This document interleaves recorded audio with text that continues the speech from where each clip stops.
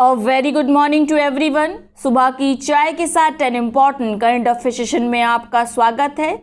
आज दिनांक है 1 जुलाई 2021। तो चलिए आज के सभी इम्पॉर्टेंट करंट अफेयर्स देख लेते हैं। पहला प्रश्न है, ब्रिटेन के प्रतिष्ठित डायना पुरस्कार 2021 से हाल ही में किसे सम्मानित किया गया है। तो पहले हम बात करेंगे डायना अवार्ड्स के बारे में। डायना अवार्ड्स 1999 में प्रिंसेस ऑफ वेल्स डायना के सम्मान में शुरू किए गए। इसके अंतर्गत उन यंग पर्सन्स को, उन बच्चों को सम्मानित किया जाता है जिनकी उम्र 9 से लेकर 25 वर्ष के बीच होती है। साथ में उन्होंने कोई ऐसा कार्य किया होता है, कोई ऐसी सोशल एक्शन की होती है जिससे मानवता की मदद हो सके, लोगों का जीवन सरल हो सके। ठीक है, तो अगर ऐसी कोई एक्शन किसी पर्सन के द्वारा की जाती है तो उसे सम्मानित किया जाता है डायना पुरस्कार से। प्रत्येक वर्ष कई लोगों को सम्मानित किया जाता है, कई यंग पर्सन सम्मानित होते हैं डायना अवार्ड से।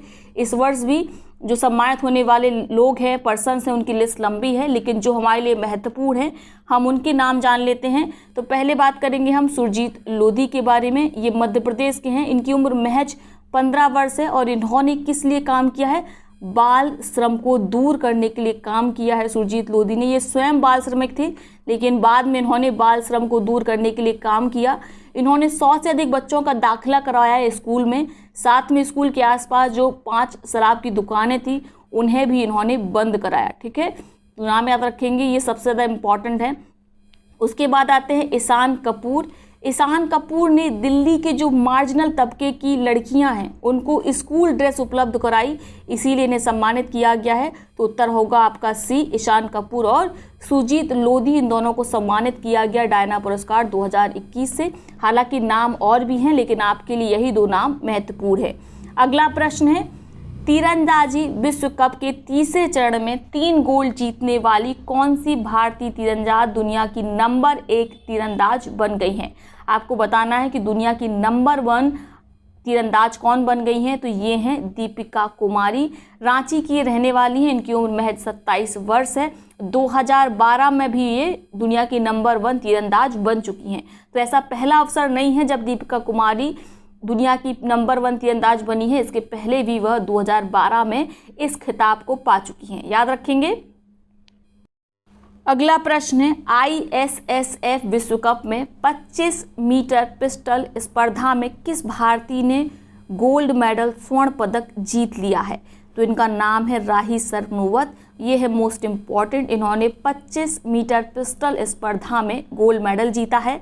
ISSF विश्व कप का आयोजन कहाँ किया जा रहा है? तो याद रखेंगे क्रोएशिया में। क्लियर हो गया? कई बार आयोजन स्थल भी पूछा जाता है, इसीलिए याद रखेंगे। अगला प्रश्न है, अक्टूबर में शुरू होने वाली T20 विश्व कप को कोविड-19 के चलते भारत से स्थानांतरित करके कहां पर आयोजित कराने का फैसला लिया गया है? तो हाल ही में BCCI के सचिव जयसार ने घोषणा की कि भारत में चूंकि जो मेडिकल फैसिलिटीज़ हैं वह कोविड-19 के कारण अफेक्टेड है, साथ में पेंडेमिक भी फैला हुआ है, इसीलिए जो T20 विश्व कप है उसका आयोजन अक्टूबर में भारत में ना कराकर कहाँ किया जाएगा?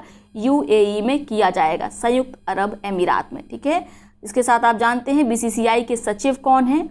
जयसार हैं। अध्यक्ष कौन है? सौरभ गांगुली हैं। क्लियर? अगला प्रश्न है मोस्ट इम्पॉर्टेंट, इसको लगा लीजिए आप, मोस्ट इम्पॉर्टेंट। केंद्रीय मंत्री प्रकाश जावड़ेकर ने एशिया के सबसे लंबे हाई स्पीड टेस्ट ट्रैक का उद्घाटन किया। वह कहाँ स्थित है? टेस्ट ट्रैक का मतलब क्या है? एक ऐसा ट्रैक है जहाँ पर जो आपके व्हीकल्स हैं, गाड़ियाँ हैं, उनकी टेस्टिंग की जाएगी, देखी जाएगी कि उनकी स्पीड कितनी है, ठीक है, उनमें कितना एक्सेलरेशन है, उनका पिकअप कितना है। बेचने से पहले ये सब चेक किया जाता है ना। तो ये इसके लिए क्या बनाया गया है? एक ट्रैक बनाया गया है जो एशिया का सबसे लंबा है और दुनिया का 5वें नंबर का सबसे लंबा हाई स्पीड टेस्ट ट्रैक है। इसका उद्घाटन किया गया है इंदौर, मध्य प्रदेश में। इंदौर भी याद रखिएगा, जगह भी पूछी जा सकती है। क्लियर हो गया? ये मोस्ट इम्पॉर्टेंट है। इसकी लंबाई आप चाहें तो नोट कर सकते हैं, 11.3 किलोमीटर इसकी लंबाई है। इसका नाम अगर पूछा जाए तो याद रखेंगे क्या है? नाट्रेक्स है, NATRAX। ठीक है, नाट्रेक्स हाई स्पीड ट्रैक। क्लियर हो गया? तो तो नाम भी याद रखेंगे नाट्रेक्स। इसके साथ इसकी लंबाई 11.3। कहाँ पर शुरू किया गया? इंदौर मध्य प्रदेश में। ठीक है, इसका उद्घाटन वर्चुअली किसके माध्यम से किया गया? डिजिटली। भारी उद्योग और सार्वजनिक उद्यम मंत्री प्रकाश जावड़ेकर जी के द्वारा। क्लियर हो गया? अगला प्रश्न देखते हैं। दक्षिण अफ्रीका के किस पूर्व राष्ट्रपति जैकब जुमा को अदालत की अवमानना के लिए 15 माह जेल की सजा सुनाई गई है? तो ये आप जानते हैं, ये कहाँ के पूर्व राष्ट्रपति थे? जैकब जुमा ये थे दक्षिण अफ्रीका के। हाल ही में इन्हें 15 महीने की जेल की सजा सुनाई गई है क्योंकि इन्होंने कोर्ट की अवमानना की थी। ठीक है, तो भारत में भी कोर्ट की अवमानना करना एक जुर्म है। इसके लिए कई बार सजा भी दी जाती है। कई बार सजा ऐसी होती है कि आप अदालत में ही 15 मिनट हाथ ऊपर खड़े हो जाइए करके। ठीक है, तो इस प्रकार की छोटी मोटी सजा भी मिलती है और कई बार जेल भी जाना पड़ता है। अगला प्रश्न है, जापानी थीम जेन गार्डन और काइजन अकादमी का वर्चुअल उद्घाटन कहाँ पर किया गया है? तो यहाँ पर होना चाहिए जापानी थीम पर आधारित जेन गार्डन और काइजन अकादमी का वर्चुअली उद्घाटन हाल ही में कहाँ पर किया गया? तो इसका उद्घाटन किया गया प्रधानमंत्री श्री नरेंद्र मोदी के द्वारा। कहाँ पर? अहमदाबाद में।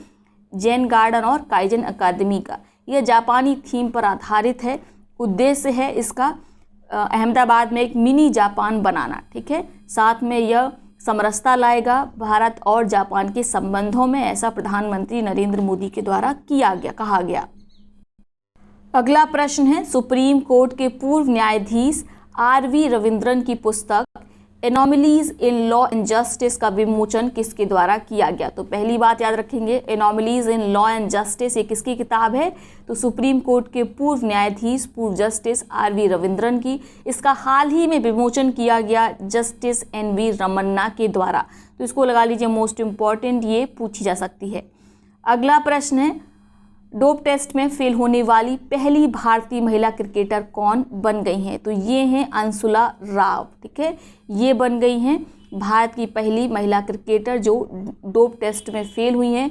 नाडा ने इन पर कितने 4 साल का प्रतिबंध लगा दिया है। ठीक है, इनके ब्लड में एस्ट्रॉइड के सैंपल पाए गए। इन्हें बेल्जियम भेजा गया था जांच के लिए, जिसके बाद यह पाया गया कि इन्होंने एस्ट्रॉइड्स का सेवन किया है ताकि ये अपनी जो परफॉर्मेंस है उसको बढ़ा सके, इसीलिए 4 साल का इन पर प्रतिबंध लगा दिया है। बात करें नाडा की, नेशनल एंटी डोप एजेंसी की, तो आप जानते हैं इसको कब फाउंड किया गया था? 2005 में। इसका हेडक्वार्टर कहाँ पर है? न्यू दिल्ली में है। क्लियर? आज का अगला और अंतिम करंट अफेयर जो है मोस्ट इम्पॉर्टेंट, ठीक है, ये क्या है? प्रत्येक वर्ष नेशनल डॉक्टर्स डे का आयोजन कब किया जाता है? तो प्रत्येक वर्ष इसका आयोजन किया जाता है 1 जुलाई को। किसके द्वारा? इंडियन मेडिकल एसोसिएशन के द्वारा, आईमा के द्वारा। पहली बार इसे 1991 में आयोजित किया गया था। किसकी जयंती के उपलक्ष्य में इसका आयोजन किया जाता है? तो याद रखेंगे डॉक्टर विधान चंद रॉय की जयंती के उपलक्ष्य में इसको मनाया जाता है। डॉक्टर विधान चंद रॉय ये पश्चिम बंगाल के मुख्यमंत्री भी रह चुके हैं। इसके साथ ये पश्चिम बंगाल नहीं कहेंगे, उस समय इसको बंगाल ही कहा जाता था। ठीक है, इसके साथ ये महात्मा गांधी के पर्सनल डॉक्टर थे और बहुत अच्छे वक्ता भी थे डॉक्टर विधान चंद रॉय। इन्होंने मेडिकल के लिए बहुत अच्छा काम किया, लोगों की सेवा करी। 1911 में ये विदेश से भारत आ गए थे। उसके बाद इन्होंने पूरा जीवन मानवता की मदद में समर्पित कर दिया, इसीलिए इनकी जयंती के अवसर पर नेशनल डॉक्टर्स डे का आयोजन किया जाता है। तो पिछले 2 साल से आप देख रहे हैं, जब से पेंडेमिक स्टार्ट हुआ है तब से 24/7 अपनी फैसिलिटीज़, अपनी सेवा प्रदान कर रहे हैं डॉक्टर्स, इसीलिए नेशनल डॉक्टर्स डे परीक्षा में पूछा जाए ये इम्पॉर्टेंट हो जाता है। तो ज़रूर याद रखेंगे 1 जुलाई को नेशनल डॉक्टर्स डे का आयोजन किया जाता है। पहली बार 1991 में मनाया गया था। इसके साथ किसकी जयंती के उपलक्ष्य में मनाया गया ये भी पूछा जाता है, डॉक्टर विधान चंद रॉय की। ठीक है, तो ये हो गए आज के करंट अफेयर्स। अब देखते हैं आज के उन प्रश्नों को जिनका जवाब आपको कमेंट बॉक्स में देना है। तीनों प्रश्नों का जवाब एक ही कमेंट में देंगे। जिसका जवाब सबसे पहले सही सटीक आएगा उसके कमेंट को पिन किया जाएगा, साथ में उसका नाम अगले वीडियो में लिया जाएगा। पहला प्रश्न क्या है? पूरे भारत में खास तौर पर सिर्फ दिव्यांगजनों के लिए अपनी तरह का पहला स्टेडियम कहाँ खोला जा रहा है? यानी कि भारत का पहला दिव्यांगजनों के लिए स्टेडियम कहाँ खोला जा रहा है ये पूछा गया है। आपके विकल्प है लखनऊ, कानपुर, मथुरा, इनमें से कोई नहीं, इसको लगा लीजिए मोस्ट इम्पॉर्टेंट। अगला प्रश्न है, एक ग्लोबल ट्रैवल पोर्टल loveexploring.com ने दुनिया के सबसे खूबसूरत 26 फव्वारों की सूची में भारत के किस फव्वारे को जगह दी है? आपके विकल्प हैं fountain of Joy, Jahangir fountain या उदयपुर फाउंटेन या इनमें से कोई नहीं। तीसरा और अंतिम प्रश्न है जिसका जवाब आप कमेंट बॉक्स में देंगे। भारत की कौन सी महिला क्रिकेटर 17 वर्ष 150 दिन में सभी प्रारूपों में पदार्पण करने वाली पहली भारतीय एवं दुनिया की तीसरी महिला खिलाड़ी बन गई हैं? आपके विकल्प हैं स्मृति मंधाना, शेफाली वर्मा, मिताली राज या नेहा तंवर। तो ये हो गए वो प्रश्न जिनका जवाब आप कमेंट बॉक्स में देंगे। अब देखते हैं उन पिछले प्रश्नों को जिनका सबसे पहले सही सटीक जवाब दिया गया रुचि सिंह जी के द्वारा। रुचि सिंह जी की कमेंट को ऑलरेडी पिन किया जा चुका है। पहला प्रश्न क्या था? एलिफ बुक कंपनी द्वारा प्रकाशित इट्स अ वंडरफुल लाइफ नामक पुस्तक किसके द्वारा लिखी गई? तो यह पुस्तक किसके द्वारा लिखी गई है? यह पुस्तक लिखी गई है रस्किन बॉन्ड के द्वारा। मोस्ट इंपॉर्टेंट, इनका नाम याद रखेंगे। अगला प्रश्न क्या था? किस देश ने दुनिया की पहली विशिष्ट हाई स्पीड रेल के लिए हरित रेटिंग ग्रीन रेटिंग शुरू की है? इस प्रणाली को शुरू किया गया है ग्रीन रेटिंग को भारत के द्वारा। ठीक है, दुनिया की पहली विशिष्ट high speed rail green rating प्रणाली है। अगला प्रश्न है, इंडिया स्मार्ट सिटी परियोजना को लागू करने के लिए किन शहरों ने टॉप किया है? तो इंडिया स्मार्ट सिटी परियोजना के लिए 2021 के अवार्ड्स प्रदान किए गए हैं। 2020 के अवार्ड्स हैं, ये पिछले वर्ष के अवार्ड्स होते हैं। किसको प्रदान किए गए हैं इस वर्ष प्रदान किया गया जो दो शहरों ने टॉप किया, इंदौर और सूरत ने। जो पिछला प्रश्न हमने पूछा था उसमें पूछा गया था कि किसने फिर से टॉप किया, तो फिर से में आपका केवल उत्तर होगा इंदौर।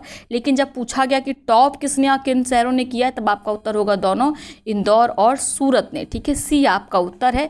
और राज्यों में किसने टॉप किया है? तो राज्यों में आप जानते हैं उत्तर प्रदेश ने टॉप किया है, केंद्र शासित प्रदेशों में चंडीगढ़ ने टॉप किया है। तो इस तरीके से आप सभी फैक्ट्स को याद रखेंगे। इंडिया स्मार्ट सिटी परियोजना मोस्ट इम्पॉर्टेंट है। इसे कब शुरू किया गया था? 25 जून 2015 को। क्लियर हो गया?